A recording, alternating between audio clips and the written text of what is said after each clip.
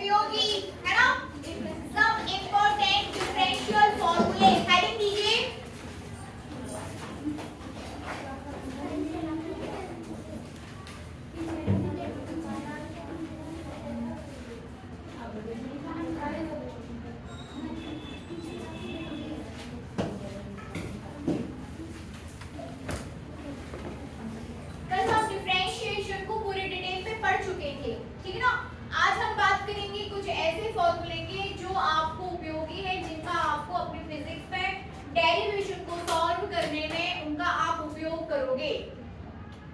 Okay ठीक है, तो सबसे पहले आप हेडिंग दीजिए और उसके बाद हम कुछ सूत्रों को यहाँ पर देख लेंगे।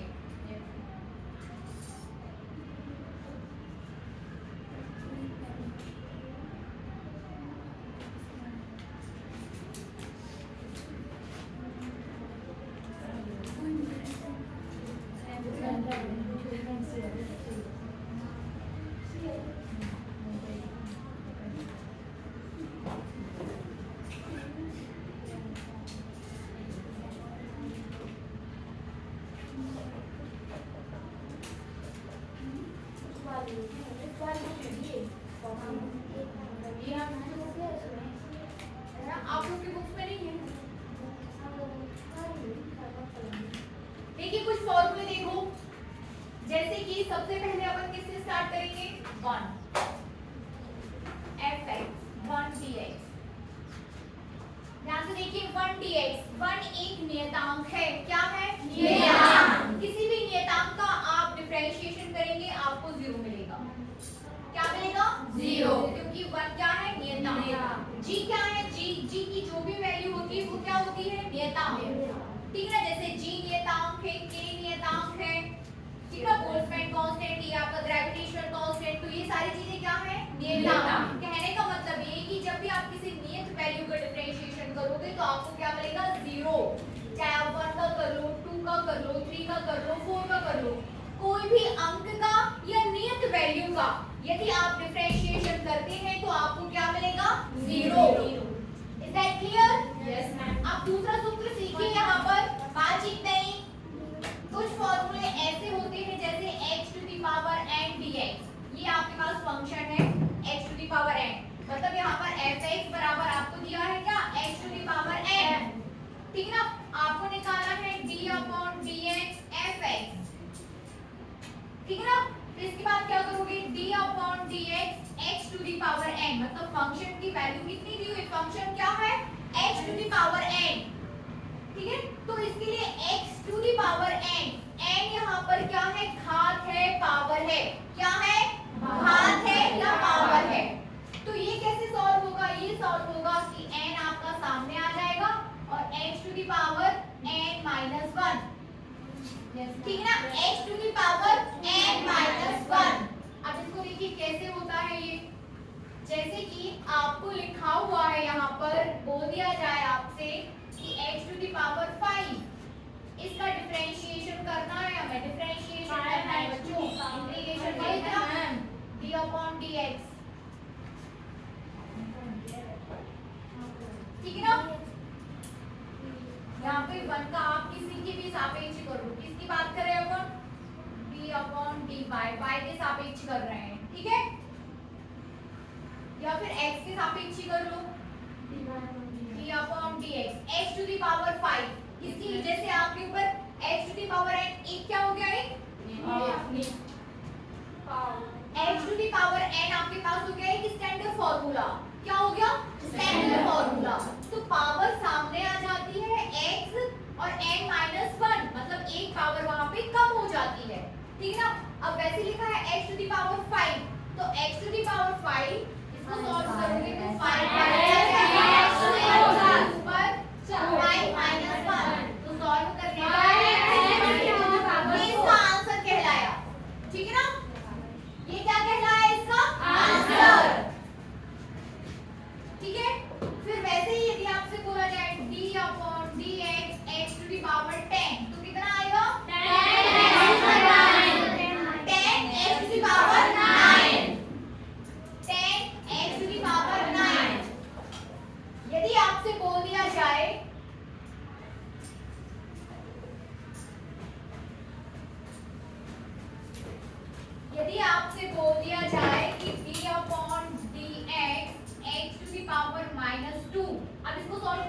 x टू द पावर -2 करिए सो -2x टू द पावर -3 है ना। -2 सामने आ जाएगा, x टू द पावर -3 बनेगा। ये दो फॉर्मूले सीख गए आप लोग।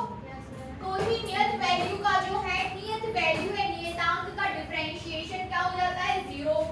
ये बात क्लियर। फिर दूसरी बात यहाँ पर ये है कि यदि आपके पास कोई स्टैंडर्ड फॉर्मूला ऐसे दिया है x to the power n, तो n सामने और x to the power n-1 मतलब पावर 1 आपकी क्या हो जाएगी, कम हो जाएगी। बनेगा ठीक है। इसके बाद देखिए, इसको सॉल्व करके दिखाइए। d/dx x to the power 5 plus x to the power 3 plus 2x plus 1। इसको सॉल्व करके दिखाइए फटाफट। कॉपी में लिखिए, इसे सॉल्व करना है आपको। x to the power 5 plus x to the power 3 plus 2x plus 1।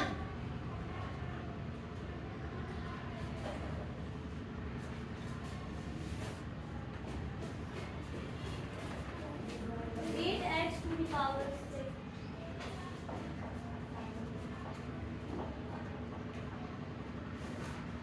Solve करिए।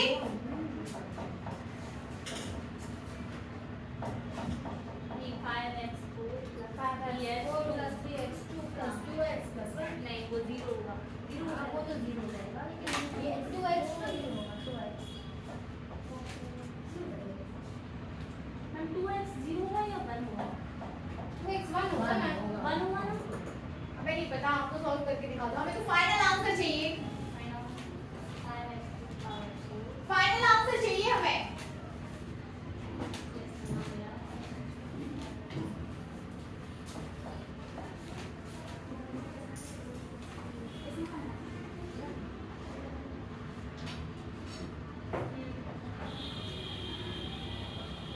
यहाँ देखो, इसको सॉल्व कर रहे हैं अपन। किस तरीके से सॉल्व होगा, d/dx।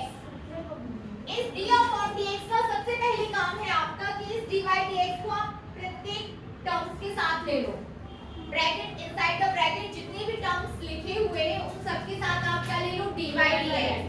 ब्रैकेट लगा हुआ है यहाँ पे, इसका मतलब ये है कि आपको x टू द पावर 5 का डिफरेंशिएशन करना है, आपको x टू द पावर 3 का डिफरेंशिएशन करना है, आपको 2x का डिफरेंशिएशन करना है और आपको 1 का डिफरेंशिएशन करना है। ठीक है ना।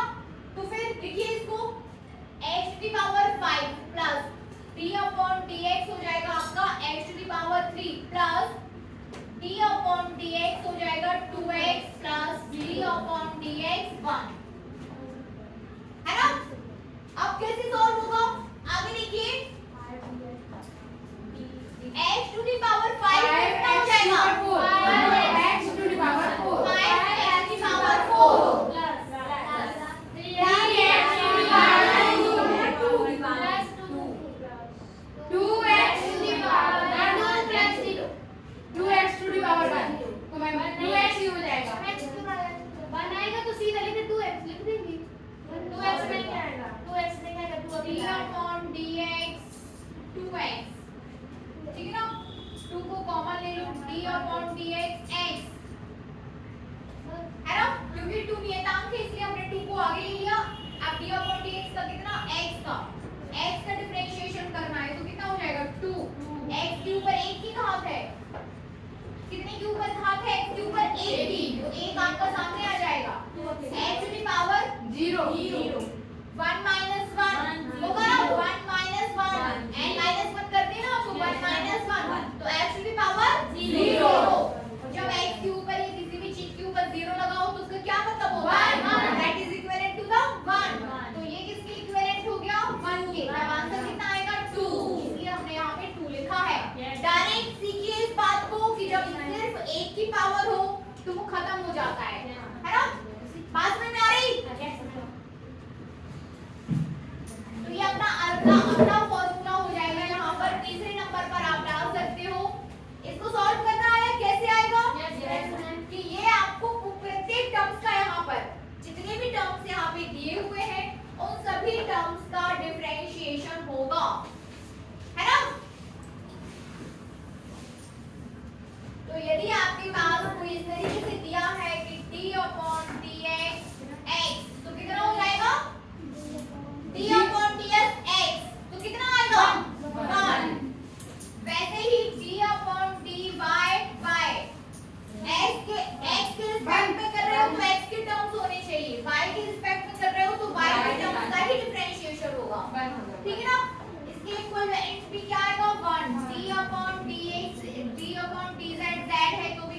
जाएगा 1।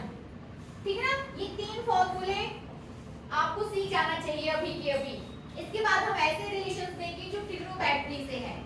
त्रिकोणमितीय ज्यामिति से हम डिफरेंशिएशन फॉर्मूले लेंगे। बताइए क्या बोल रहे हो? फर्स्ट सेकंड थर्ड तीसरा है ना, ये तीसरा है, मोड पर आ गया इसके ये तीसरा हो जाएगा। ठीक है, ये थर्ड है, इसके बाद ये फोर्थ हो जाएगा और यहाँ पर फिफ्थ लेंगे। पहले इन तीनों को सीखिए, उसके बाद हम आगे बढ़ रहे हैं।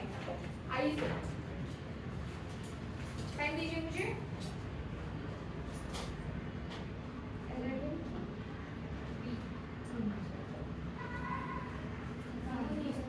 19 बच्चे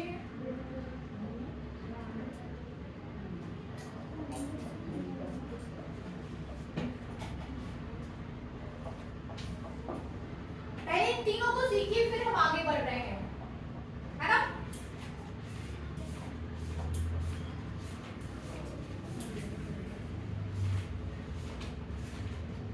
इसके बाद हम ट्रिग्नोमेट्री से फॉर्मूले लेंगे। cos x, sin x, tan x,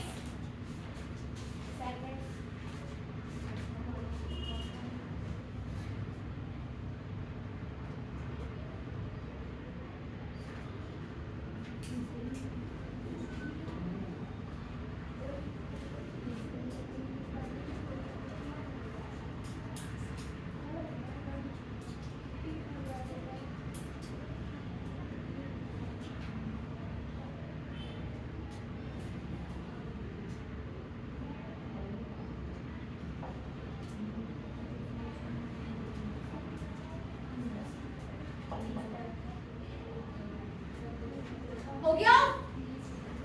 चलिए ये साफ कर दूं। Yes ma'am. अब हम किससे फॉर्मूला लेंगे? ट्रिग्नोमेट्री से।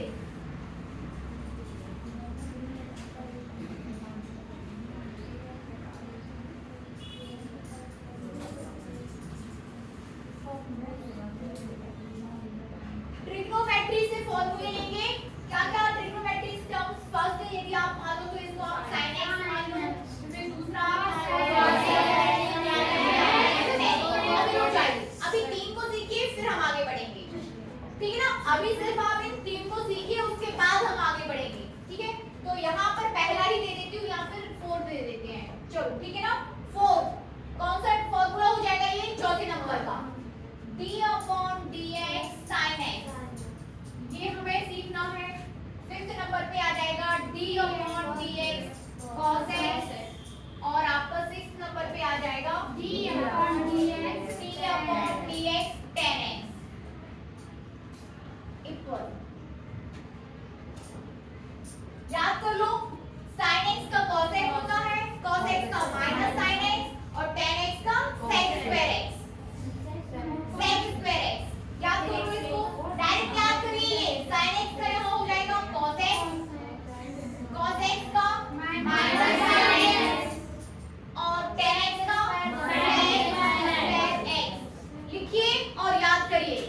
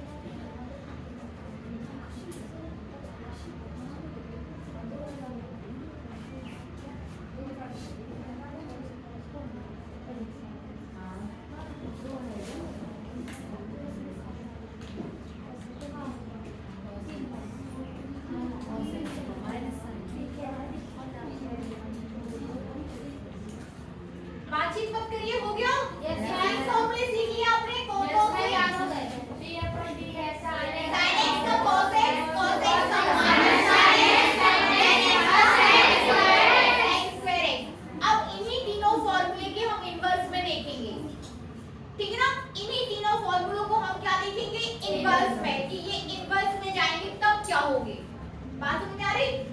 मतलब sin x का sin इनवर्स x, sin को आपको इनवर्स में देखना है, sin inverse x, cos inverse x और tan इनवर्स x, है ना? लिखिए sin इनवर्स x का हो जाएगा,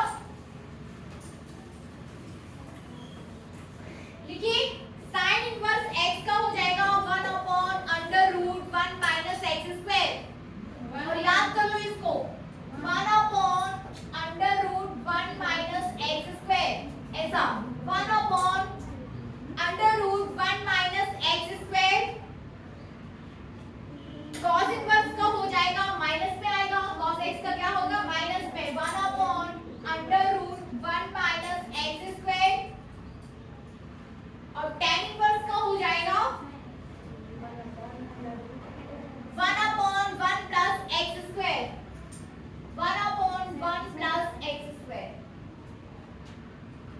ये हो जाएगा आपका छठवां, ये सातवां और ये हो जाएगा आठवां। नहीं सातवां है, सातवां है वो। तो सातवां दे दो, सातवां, ये आठवां और ये नौवां। ऐसे 9 फॉर्मूले आज आपने सीख लिए, 3 3 6 3 9, 3 3 के टर्म्स में, है ना? आपने 9 फॉर्मूले सीख लिए। d/dx sin इनवर्स x, याद कर लो, जब sin और cos आता है तो 1/√, में चलता है 1/√1 - x²। sin का पॉजिटिव रहता है और cos का नेगेटिव, ठीक है ना? sin का पॉजिटिव और cos का नेगेटिव। फिर जब tan में आता है तो हम बात करते हैं इक्वल टू 1/1 + x², बनेगा 1/1 + x²। ये सारे फॉर्मूले आपको याद होना चाहिए। अब इसका पहले हम करेंगे रिवीजन, उसके बाद आगे बढ़ेंगे, ठीक है ना? याद करो ये तीनों फॉर्मूले, 1 2 3 और पिछले 6 9 फॉर्मूले अभी याद करिए। अभी के अभी आपसे पूछा जा रहा है, किसी को भी खड़ा करके पूछा जा सकता है, तो ये फॉर्मूले मुझे अभी के अभी चाहिए।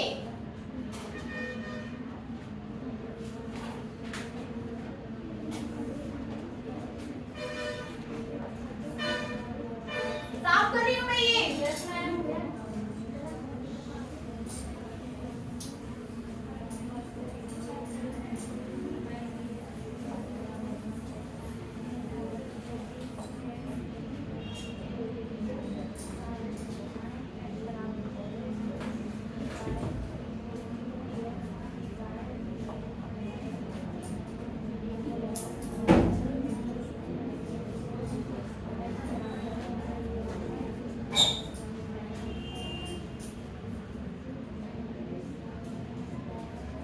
यहाँ पे क्या था, एक अपन ने नियतांक किया था x to the power n, और दूसरा क्या किया था,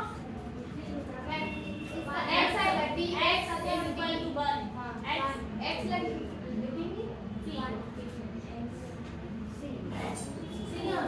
आगे बता कैसे आता है ये नियतांक नहीं है, ये नियतांक है नहीं तो वो इधर जो नीचे ले रहे थे वो लिखा।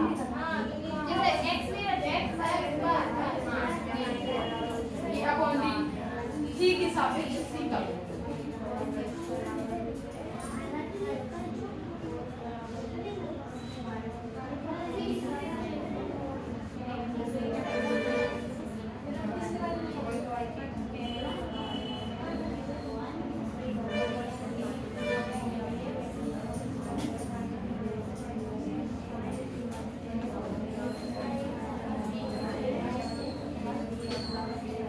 बंद कर लीजिए कॉपी, बंद कर लीजिए आप सभी अपनी कॉपी।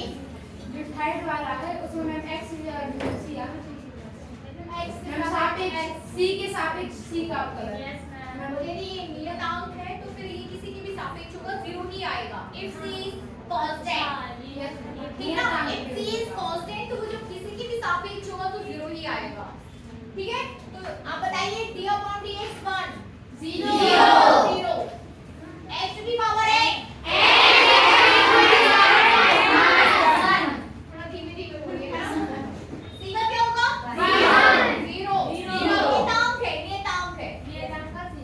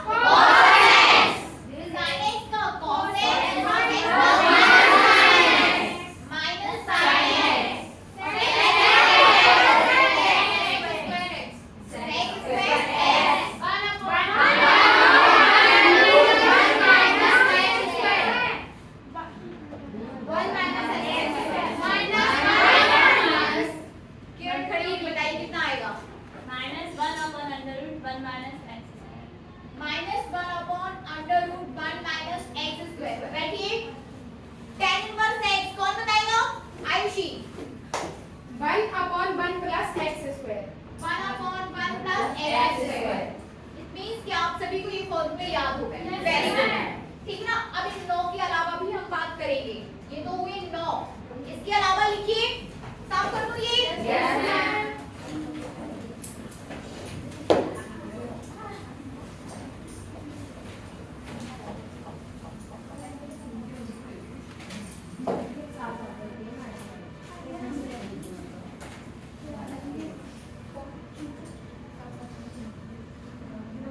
इन 9 के अलावा देखिए,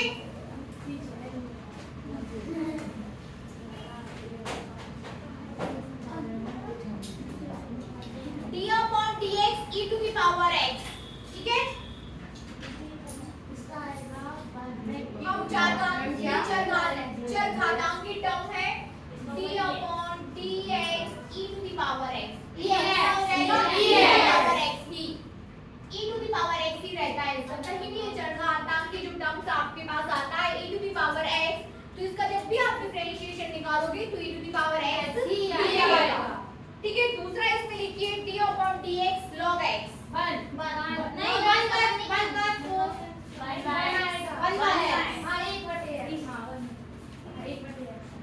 d upon dx log base ex, इसका हो जाएगा क्या 1 upon x, 1 upon x। आगे लिखिए,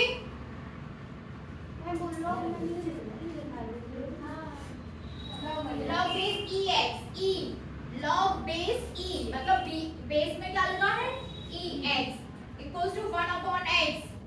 अगला लिखिए, जब आपको दिया हुआ है कि d upon dx e to the power ax, क्या दिया हुआ है e to the power ax, d upon dx e to the power ax, तो इसका क्या हो जाएगा a e to the power ax, a e to the power ax, a e to the power ax। a यहाँ पर कोई भी term हो सकता है, कोई भी नियतांक हो सकता है।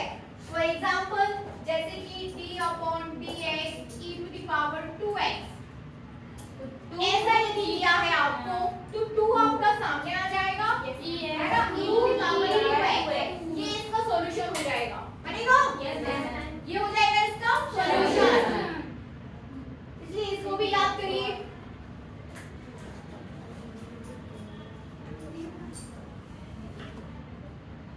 आगे लिखिए 30 d upon dx a x to the power n, d upon dx a x to the power n, इसका क्या होगा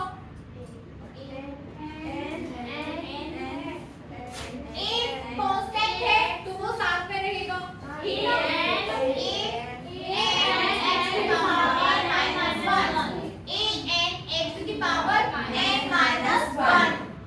ठीक है ना। फॉर एग्जाम्पल जैसे आपको दिया है d upon dx for 2x to the power n, 2x to the power n, 2x to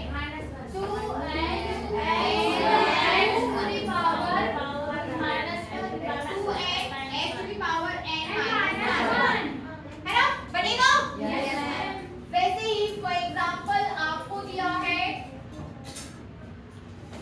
आपको इसे सॉल्व करना है 4x to the power 5 d upon dx, बताइए 4x to the power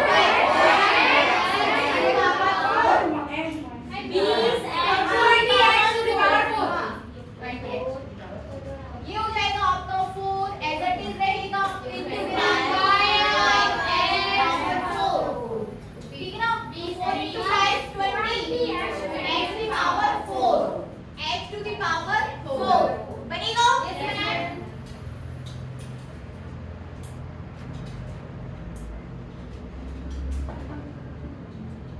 एक और लिख लीजिए,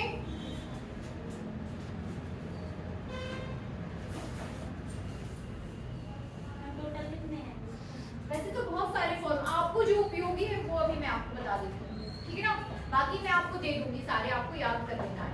एक और लिख लीजिए यहाँ पर d upon dx x to the power x a to the power x 14 d upon dx a to the power x, किसकी पावर लगा रहे हैं अपन a to the power x, जब a के ऊपर x की पावर है तब आप इसको इस इसका क्या सॉल्यूशन आएगा, ठीक ना। ये हो जाएगा आपका a to the power x log base e a, क्या हो जाएगा a to the power x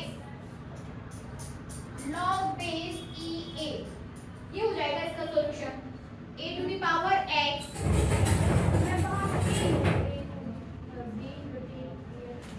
इधर लिख लो, इधर नहीं दिख रहा है तो मैं यहाँ लिख दूँ इस साइड, ऊपर साइड। ये हो जाएगा आपका d upon dx a to the power x, e to the power x नहीं है, क्या है a to the power x।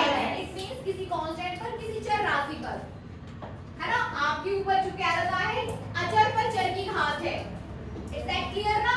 किसी टर्म्स पर x की पावर है, तब इसको कैसे सॉल्व करेंगे, तो ये हो जाएगा आपका a to the power as it is, ठीक है ना।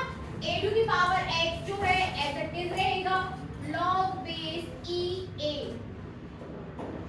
log बेस e a, ये ऐसे सॉल्व होगा, ठीक है ना। log base e a, log मतलब 1/, हाँ तो a का जो मान होगा वो 1 में आएगा।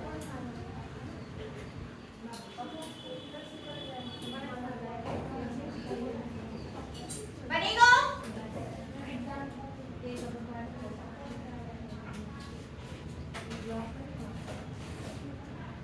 अब हमें देखना है basic rules for the differentiation. Basic rules मतलब डिफरेंशिएशन के कुछ मूल नियम हैं, वो हम पढ़ेंगे। हेडिंग लीजिए बेसिक रूल्स ऑफ डिफरेंशिएशन। ये साफ कर दूं? Yes ma'am. ये फॉर्मूले आपसे क्लास में कभी भी पूछे जा सकते हैं, आपको बनना चाहिए, यस मैम। है ना। बनेगा? Yes ma'am.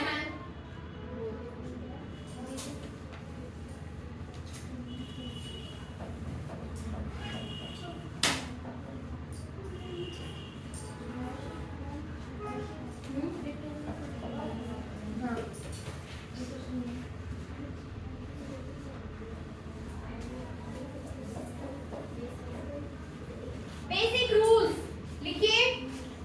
पहला नियम इसमें सबसे पहले लिखिए, माना y u तथा v अवकलन के मूल नियम। सबसे हेडिंग है आपके पास अवकलन के मूल नियम।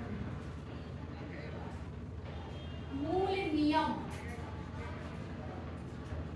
अवकलन के मूल नियम। इसमें लिखिए माना y स्मॉल में बनाना है सभी ना, y u v राशियां y u तथा v, क्या ले रहे हैं हम, माना y u तथा v, y u तथा v राशियां x की फलन है, राशियां x की फलन है तथा k अचर राशि है। ये सभी किसकी फलन है, x की। x के फलन है। ये सभी x के फलन है। k एक अचर राशि है। एक मीन्स k क्या है, एक नियतांक है। यहाँ पर k क्या है, एक नियतांक है। आगे लिखिए, तो अवकलन के लिए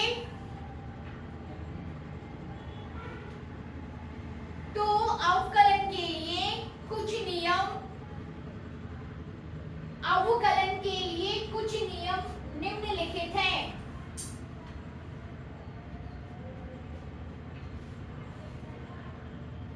अवकलन के लिए कुछ नियम निम्नलिखित हैं। उसमें से पहला नियम लिखिए। पहला नियम, अचर राशि का अवकलन।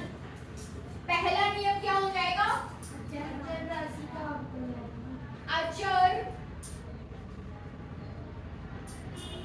राशि का अवकलन। It means differentiation of a constant value, है ना। Differentiation of constant value. लिखिए, अचर राशि का अवकल गुणांक 0 होता है। याद कर लो इस बात को। अवकल राशि का अचर राशि का अवकल गुणांक 0 होता है।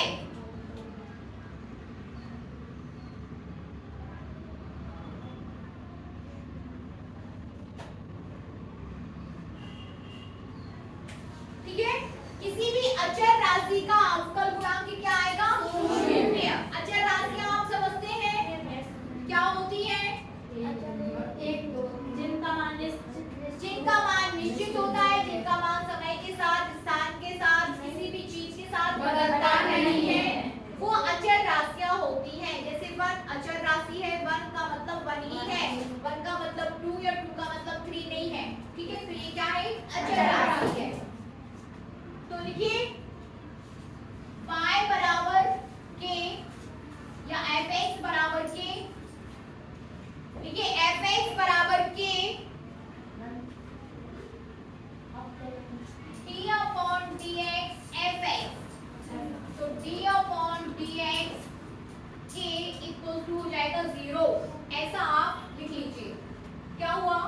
यहाँ पर आप ये भी लिख सकते हो, y बराबर fx, मतलब y कोई फंक्शन है, that is equivalent to the y equals to fx equals to k। यहाँ पर क्या हो जाएगा? एक अचर राशि। जब आप किसी अचर राशि का अवकलन करोगे तो आपको क्या मिल जाएगा? 0 बनेगा। फटाफट दूसरा नियम लिखिए।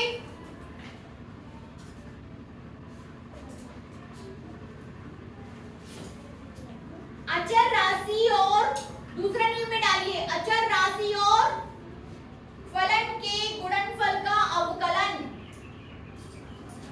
अचर राशि और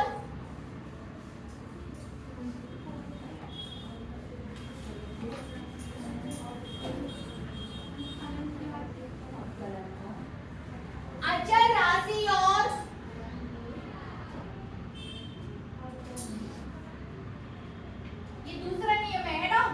अचर राशि और फलन की अचर राशि और फलन के गुणनफल का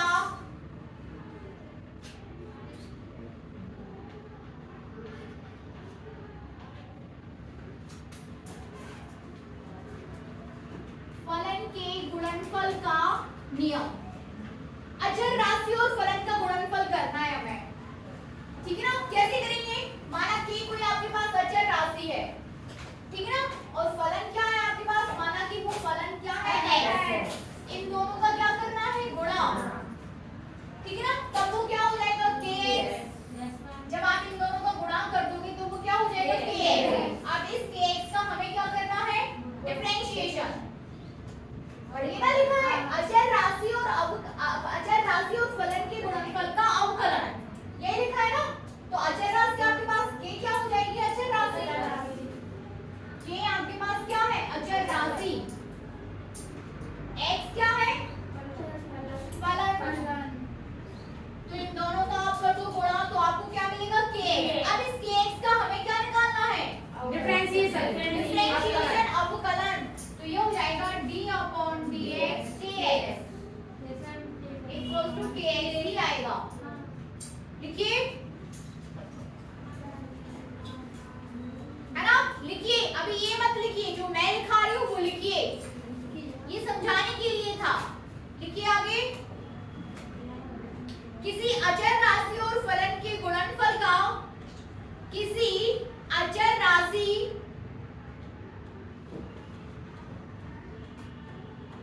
और फलन के गुणनफल का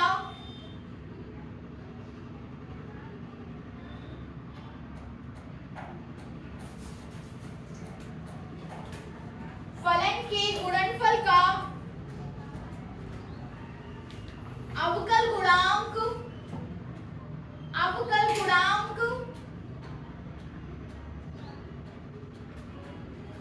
उस अचर राशि तथा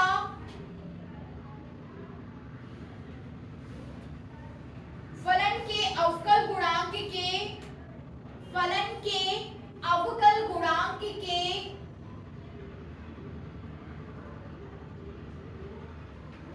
गुणनफल के बराबर होता है, के बराबर होता है। लिखिए, आगे लिखिए। माना y बराबर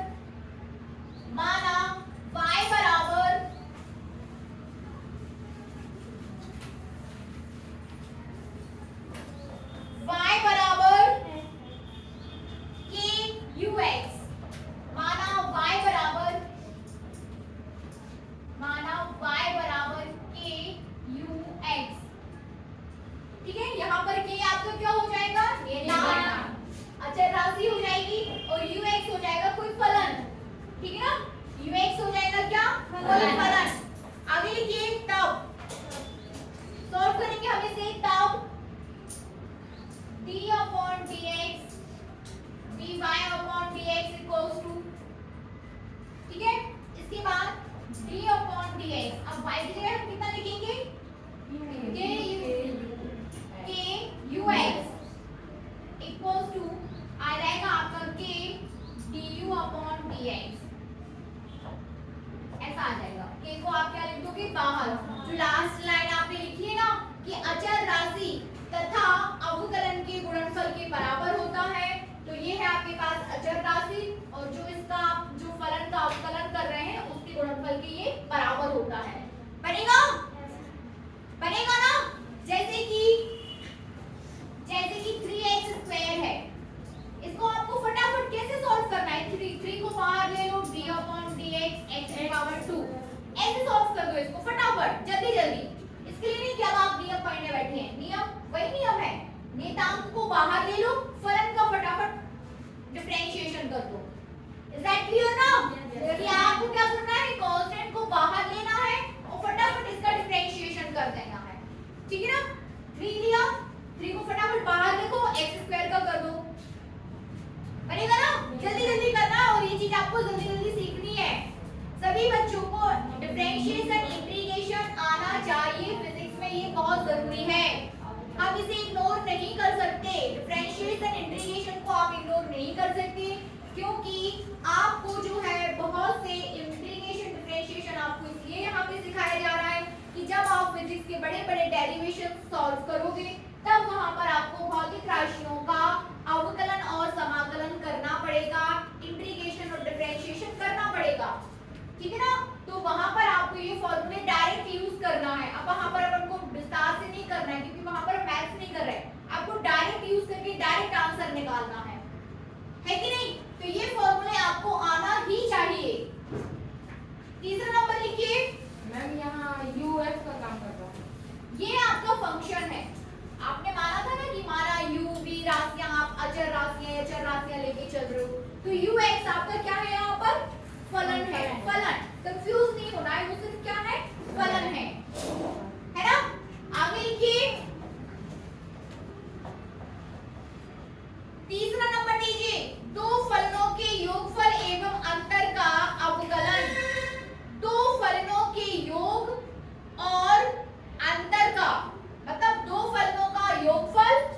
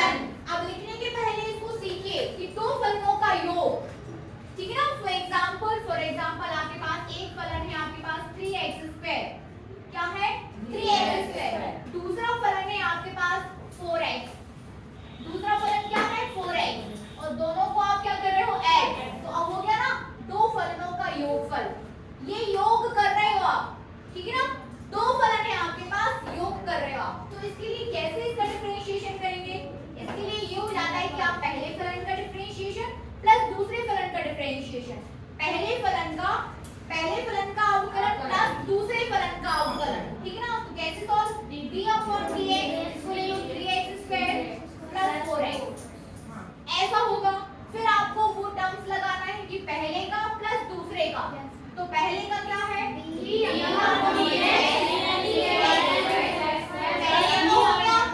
ठीक ना, प्लस दूसरे का ये दूसरे का। तीसरा होता तो तीसरे का भी कर देते, चौथा होता तो चौथे का भी कर देते, ठीक है ना। मतलब दो या दो से अधिक जितने भी फलन है आपका, यदि उनका आपको डिफरेंशिएशन निकालना है तो पहले आप सबका अलग अलग डिफरेंशिएशन निकालोगे। अलग अलग निकालने के बाद आपको फाइनल आंसर मिल जाएगा। तो ये क्या है, एक प्रकार का नियम, इसको कैसे सॉल्व करते हैं, बनेगा। देखिए, दो फलनों के योगफल अथवा दो फलनों के योगफल अथवा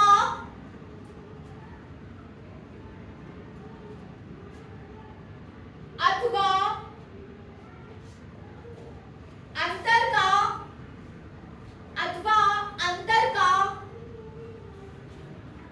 अवकल गुणांक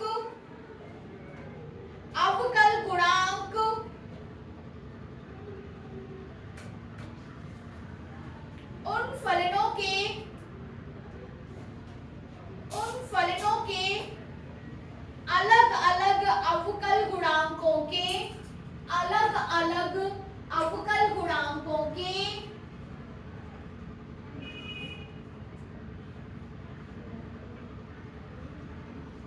योग अथवा अंतर के बराबर होता है। अलग अलग गुणांकों के योग अथवा अंतर के बराबर होता है। Is that clear? अलग अलग दोनों का योग जो है अलग अलग अवकल गुणांकों के योग के बराबर होता है।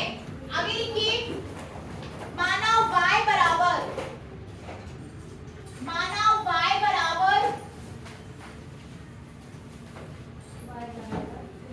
आपको दिया है, माना y बराबर ux प्लस vx, माना y बराबर ux प्लस vx, ठीक है ना।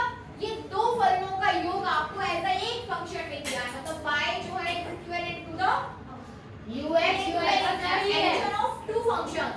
u और v दो फंक्शंस है आपके पास, जैसे आपने 3 और 4 लेके चले थे ना, इसको सेम वैसे ही है, u और v ये दो फंक्शन आपके पास है। अब आप इसको कैसे सॉल्व करेंगे, d upon dy बराबर d upon dx। तो अब y की जगह हमें कितना लिखना है, ux प्लस vx, है ना, ux plus vx d upon dx। तो ये क्या हो जाएगा, d upon dx vx लिख दीजिए, ये लिख लो। ये अंतर के लिए हो जाएगा और यहाँ पर आपसे ये प्लस के लिए हो गया, योग वाला, ठीक है ना। ये किसके लिए हो गया, योग। अब हमें करना है यहाँ पर माइनस के लिए, तो uv ये हो जाएगा d upon dy y बराबर d upon dx ux minus vx। इसके लिए क्या करें, अंतर के लिए माइनस आ जाएगा, जैसे यहाँ पर प्लस आया है वैसे वहां पर क्या आ जाएगा, माइनस। तो ये हो जाएगा d upon dx ux minus d upon dx vx। एक जगह हमने दो फलनों का योग किया है और दूसरी जगह हमने दो फलनों का अंतर किया है, बनेगा। तो ये हो गया योग व अंतर का नियम। अब हमें देखना है क्या और बाकी है, हमने योग और अंतर कर लिया, अब गुणा और भाग के लिए करेंगे, भाग के लिए। इसे कंप्लीट करने के बाद लिखिए, है ना, फोर्थ डाल के, बिल्कुल फोर्थ डाल के चौथा। पहले से कंप्लीट करिए, उसके बाद और थोड़ा जल्दी जल्दी करिए, है ना।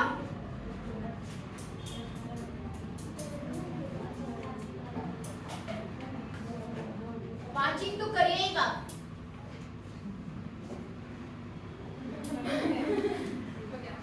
हो गया सभी का? समझ आ रहा है? Any problem? पीछे आप लोग पढ़ रहे हो, बबली, मुस्कान, प्रजापति पढ़ाई कर रही है, वो मुस्कान दांगी है, मुस्कान पढ़ रहे हो ना? हाँ पढ़ रहे हैं आप लोग आगे बैठे करिए। मुस्कान प्रजापति पीछे क्यों बैठी है? ठीक है, कंफ्यूज हो गए। सब लोग आगे नहीं बैठ सकते हैं ना? Yes ma'am. कुछ लोगों को तो पीछे बैठना ही पड़ेगा। बैठ जाए, कोई दिक्कत नहीं, हम कल बैठ जाएंगे। ठीक है, जल्दी लिखो ये भाग अभी करवा दे। Yes ma'am. लिख लो फटाफट। दो फलनों के गुणनफल का नियम है ना, लिखिए फटाफट। दो फलनों के गुणनफल का अवकल गुणांक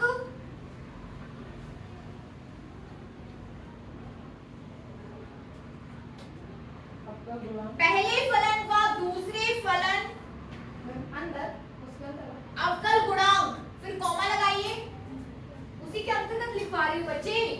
फिर से लिखिए, दो फलनों के गुणनफल का अवकल गुणांक, कॉमा लगाइए, पहले फलन व दूसरे फलन,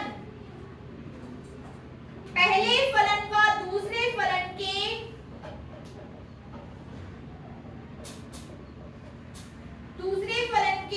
अवकल गुणांकों के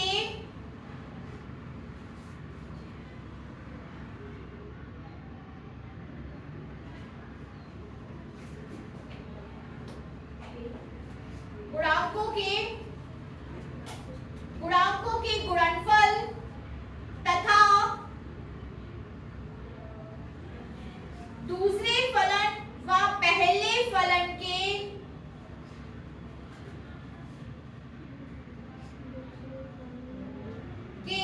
अवकल गुणांक के योगफल के बराबर होता है। अवकल गुणांक के योगफल के बराबर होता है।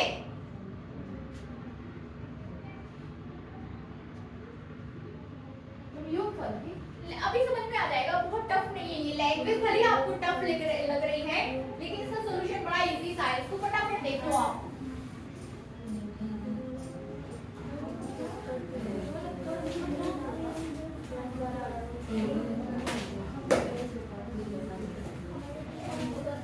यहाँ देखो, फलन है आपके पास y बराबर, देखिए आपको ऐसे फलन का चयन करना है जिसमें दो फलनों का गुणा हो रहा है, जिसमें दो फलनों का क्या हो रहा है, गुणा।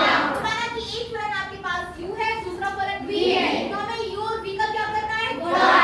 जब ये गुणा में है u और v, तो ऐसी स्थिति में इनका डिफरेंशिएशन कैसे होगा, ठीक है ना? तो कैसे होगा, dd upon dx d upon dx uv,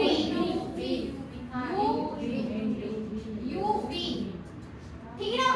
क्या करेंगे, बराबर का निशान लगाइए, पहला फलन, ये पहला फलन इनटू दूसरे का अवकलन, पहला फलन इनटू दूसरे का अवकलन, तो ये पहला है और ये दूसरा है, हमने पहला नाम दिया है, दूसरे को दूसरा, ठीक है ना? तो पहला एज इट इज, दूसरे का फलन प्लस दूसरे का अवकलन प्लस दूसरा अवकलन और पहले का अवकलन। ये कैसा है, टफ है क्या? मैं पहला बाहर लेके दूसरे का अवकलन, फिर दूसरा बाहर लेके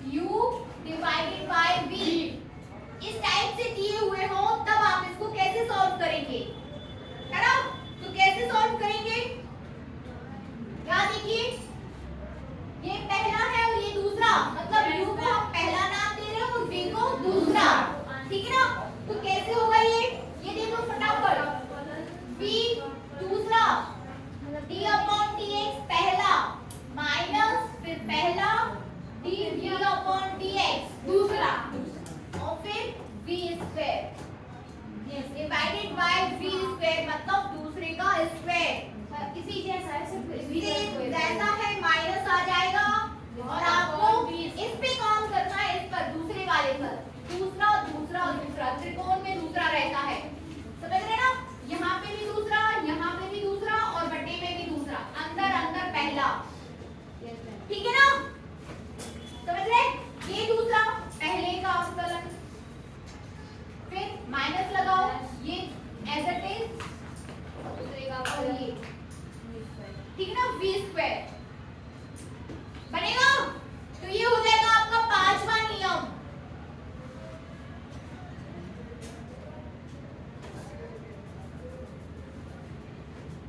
बाकी छठवां और सातवां भी है, तो मुझे आपको थोड़ा टाइम लेके सिखाना पड़ेगा। छठवां और सातवां भी है, तो वो कल मैं आपको बताऊंगी, है ना? घंटी लग गई है परी?